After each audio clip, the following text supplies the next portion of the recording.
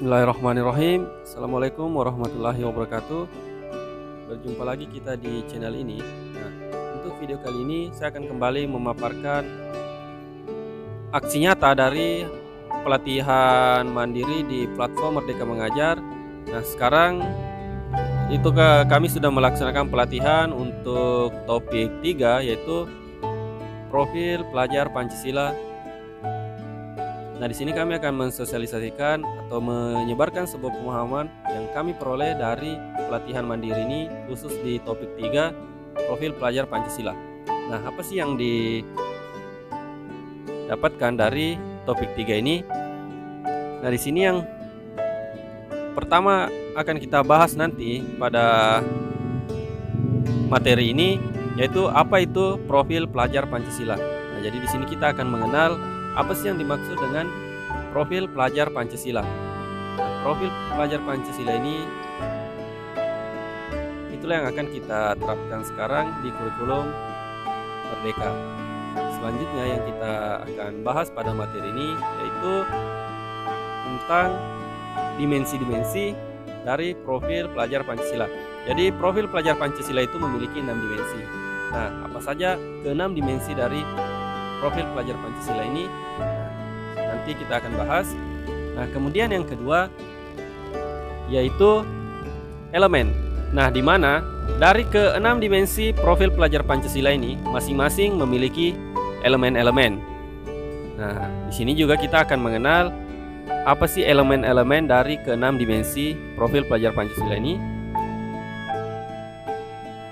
Nah, begitu pula dengan elemen. Setiap elemen dari ke-6 dimensi ini memiliki lagi yang namanya subelemen. Nah, apa sih yang dimaksud dengan subelemen? Seperti apa subelemen dari setiap elemen masing-masing dimensi profil pelajar Pancasila ini? Ya, langsung saja yang pertama kita akan mencoba mengenal apa itu profil pelajar Pancasila. Nah, profil pelajar Pancasila sendiri merupakan sebuah kumpulan kompetensi dan karakter esensial yang dapat dipelajari melalui lintas disiplin ilmu. Nah, profil pelajar Pancasila tertuang dalam 6 dimensi, yang dimana setiap dimensi memiliki beberapa elemen yang dapat menggambarkan kompetensi dan karakter tersebut. Nah, profil pelajar Pancasila merupakan bentuk penerjemahan tujuan pendidikan nasional. Profil pelajar Pancasila berperan sebagai referensi utama yang mengarahkan kebijakan-kebijakan pendidikan, termasuk menjadi acuan untuk para pendidik dalam membangun karakter serta kompetensi peserta didik. Profil pelajar Pancasila harus dapat dipahami oleh seluruh pemangku kepentingan karena peranannya di sini sangat penting. Profil ini perlu sederhana dan mudah diingat dan dijalankan baik oleh pendidik maupun oleh pelajar agar dapat dihidupkan dalam kegiatan sehari-hari. Nah, jadi berdasarkan pertimbangan tersebut, profil pelajar Pancasila ini terdiri dari dimensi pertama, yaitu beriman, bertakwa kepada Tuhan Yang Maha Esa, dan berakhlak mulia. Kedua, dimensi mandiri. Ketiga, dimensi bergotong royong. 4, dimensi berkebinekaan global. Kelima, dimensi bernalar kritis. Dan keenam, dimensi kreatif. Nah, yang pertama, dimensi beriman, bertakwa kepada Tuhan Yang Maha Esa, dan berakhlak mulia. Pelajar Indonesia yang beriman, bertakwa kepada Tuhan Yang Maha Esa, dan berakhlak mulia adalah pelajar yang berakhlak dalam hubungannya dengan Tuhan Yang Maha Esa. Ia memahami ajaran agama dan kepercayaannya, serta menerapkan pemahaman tersebut dalam kehidupannya sehari-hari. Nah, ada 5 elemen kunci beriman, bertakwa kepada Tuhan Yang Maha Esa, dan berakhlak mulia. Pertama, akhlak beragama, akhlak pribadi, akhlak kepada manusia, akhlak kepada alam, dan akhlak bernegara. Nah, dimensi yang kedua yaitu dimensi berkebinekaan global. Nah, maksudnya di sini pelajar Indonesia harus mempertahankan budaya luhur, lokalitas, dan identitasnya, dan tetap berpikiran terbuka dalam berinteraksi dengan budaya lain, sehingga menumbuhkan rasa saling menghargai dan kemungkinan terbentuknya budaya baru yang positif dan tidak bertentangan dengan budaya luhur bangsa. Nah, elemen kunci dari kebinekaan global meliputi mengenal dan menghargai budaya, kemampuan komunikasi interkultural dalam berinteraksi dengan sesama, dan refleksi dan tanggung jawab terhadap pengalaman kebinekaan. Ya, selanjutnya yang ketiga yaitu dimensi bergotong royong.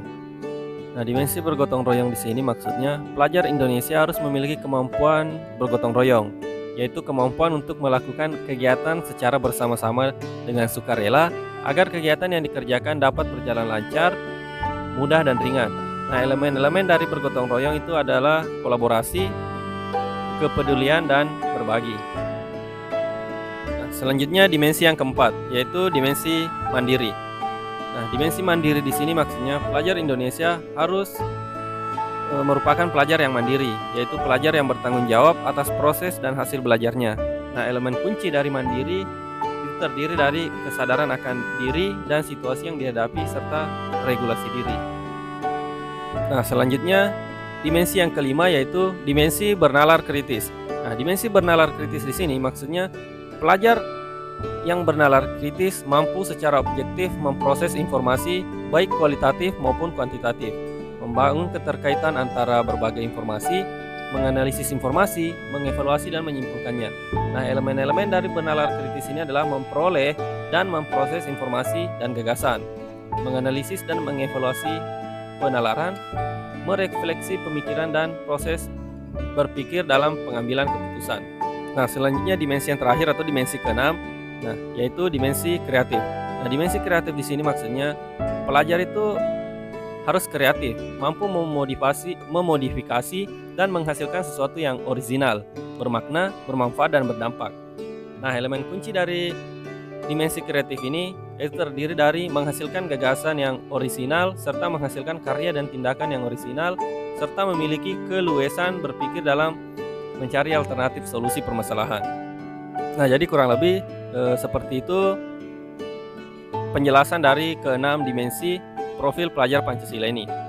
Nah, selanjutnya dari setiap dimensi ini memiliki elemen dan memiliki setiap elemen ini kemudian ada subelemennya.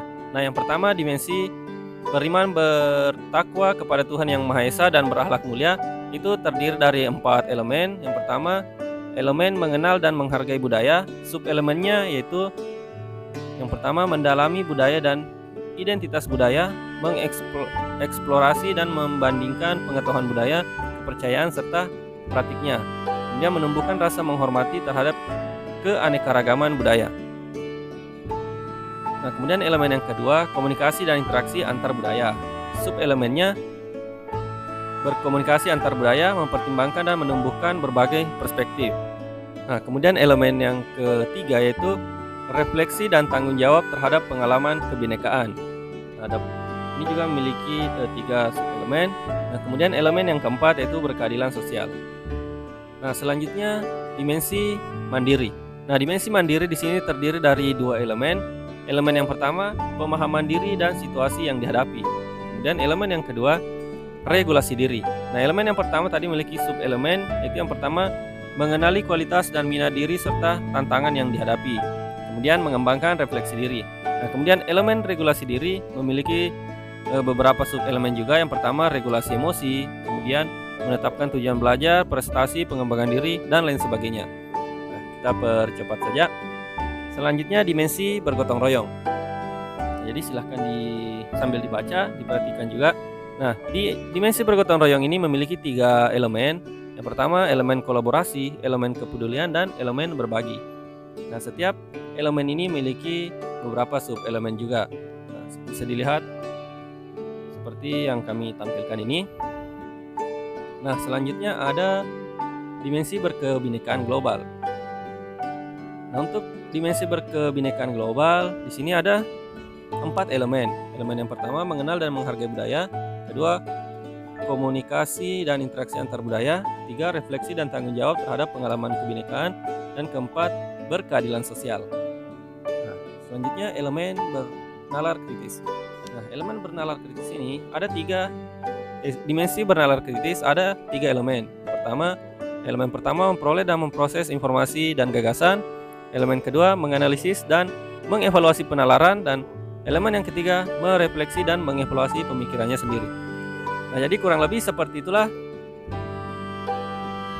materi dari aksi nyata topik 3 ini yaitu sosialisasi tentang profil pelajar Pancasila. Nah, jadi di sini kita sudah mengenal apa itu profil pelajar Pancasila, kemudian 6 dimensi dari apa saja itu 6 dimensi dari profil pelajar Pancasila, kemudian apa saja elemen-elemen dari ke-6 dimensi tersebut. Ya, jadi terima kasih sudah mengikuti. Semoga apa yang kami bagikan bermanfaat untuk kita semua. Jika ada kekurangan, mohon dimaklumi. Silakan ambil yang baik-baiknya saja. Assalamualaikum warahmatullahi wabarakatuh.